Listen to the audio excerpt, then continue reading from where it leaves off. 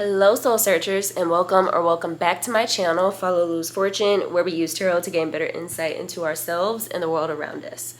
So this song by Lana Del Rey has been stalking my brain for at least 2 weeks now. So we're going to talk about it. Finally, I'm understanding kind of what the message is because I had a second to sit down and think about it. Before we get into the spirit message, the main point of this video, y'all know time is the best and biggest commodity in this 3D reality. And because I have 2 jobs, I don't have a lot of that. So I will also be doing my hair while we talk through this song. I hope that's not too distracting.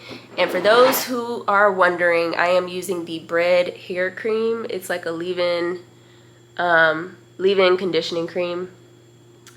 So this is what I'll be using. Other than that, I just wet my hair in the shower. So it's just water and leave-in. I just kind of need to refresh it for a dinner party I'm going to tonight. So let's get into the song Guns N' Roses by Lana Del Rey. When I finally took some time to sit, okay, we're gonna go this way with it.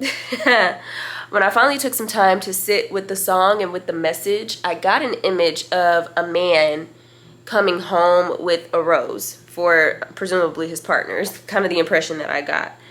This guy was also wearing a motorcycle jacket, like a black leather jacket, which makes sense because in the song she does say something about motorcycle love divine. I think that's the second verse. But anyway, so the next impression that I got is that this guy was in a motorcycle gang or a biker gang. I'm not sure what the actual term is for that. If that is incorrect, let me know. But, you know, just one of those motorcycle clubs or whatever.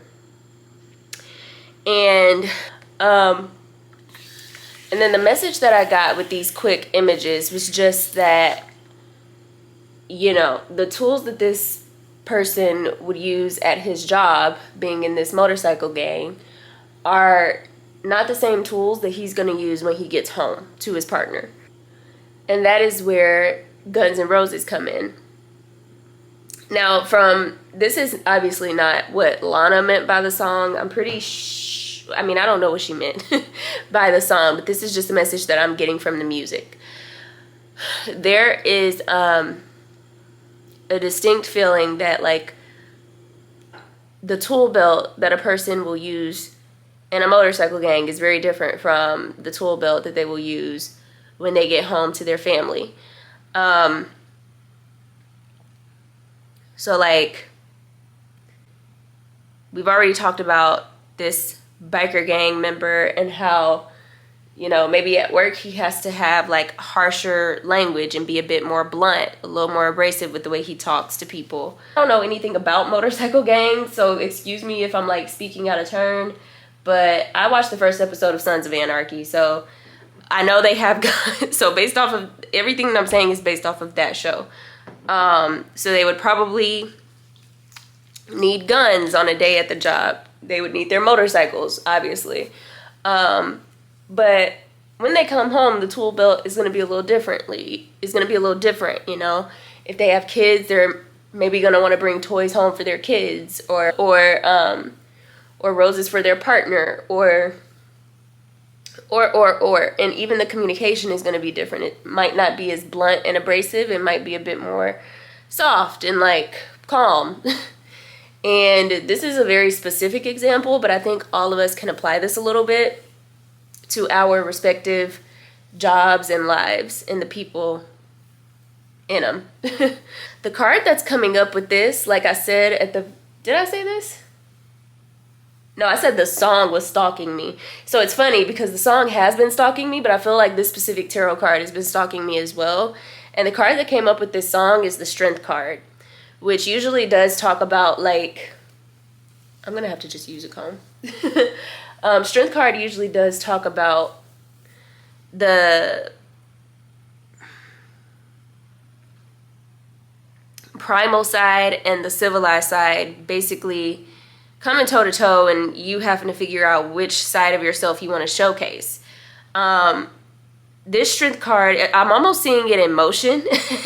It's like, and I keep getting this, it's like you don't just choose once, you're choosing that all the time.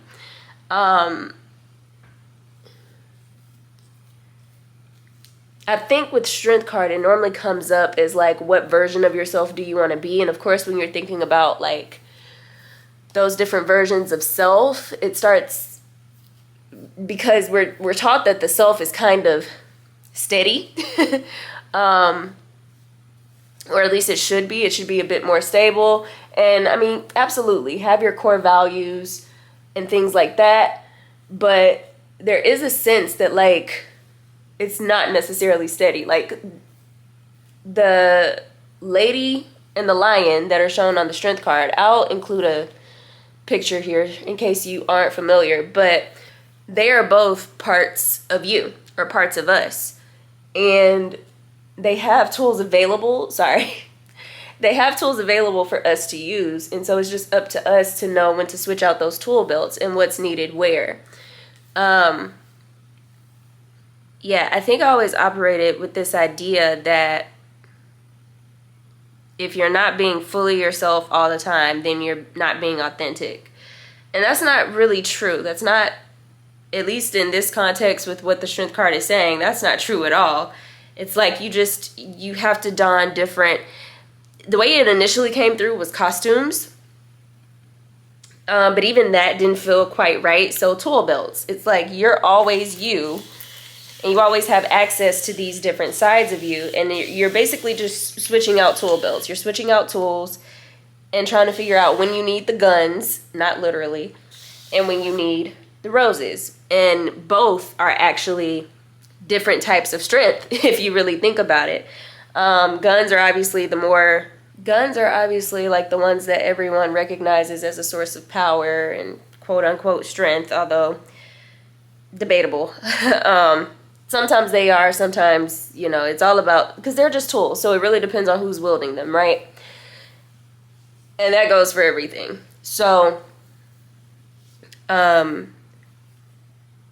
there is a sense that like roses can be a form of strength as well.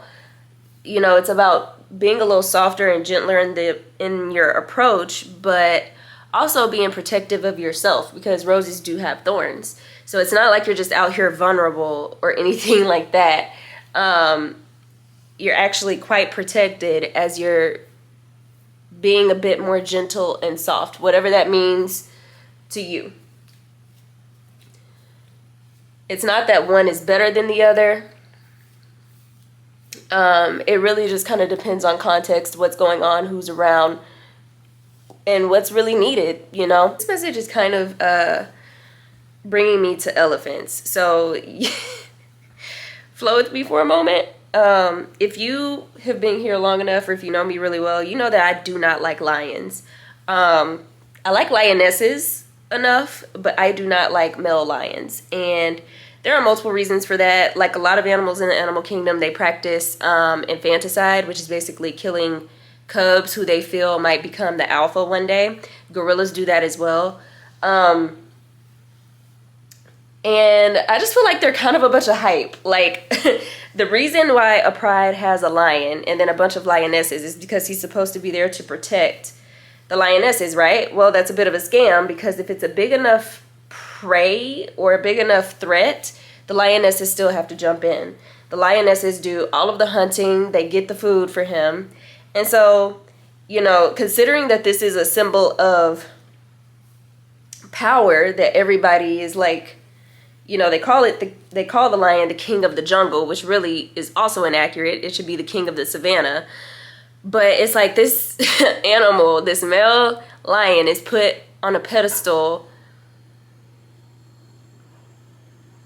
and seen throughout history as a symbol of power. And I just feel like it's like one of the weakest forms of power available. Like I don't like that is the animal we decided to put on high as society, like civilizations, whatever. I don't like it. Which is funny because the strength card is actually ruled by Leo and it features a lion on it. So that's kind of why this is coming up. I would like to offer that a better king of the savannah would actually be the elephant. Elephants literally they embody the energy of roses. They they all take care of the baby elephants, like regardless of who the parent is, they all kind of band together to watch over that baby. They are, what's the word? Not omnivores, herbivores. So they don't even eat meat, which I'm not vegan or anything like that, but I just think it's so cool that they're that big. They're this huge giant, and they don't need to kill anything else for their sustenance. They are able to get that from the plants. They don't really, like, because they don't eat meat, they don't really attack other animals. They don't prey on other animals. The only time you will see elephants fight is really when they're defending themselves, which is those thorns sort of energy from the roses. So I just feel like it's a much better example of power, because it's not about being more powerful than another animal or putting yourself on some sort of pedestal. Because there isn't really a hierarchy with elephants either. So it's not about putting yourself on a pedestal, but really just working as a community and embodying, sorry, we're cooking. And embodying your own sense of power without having to diminish anyone else's.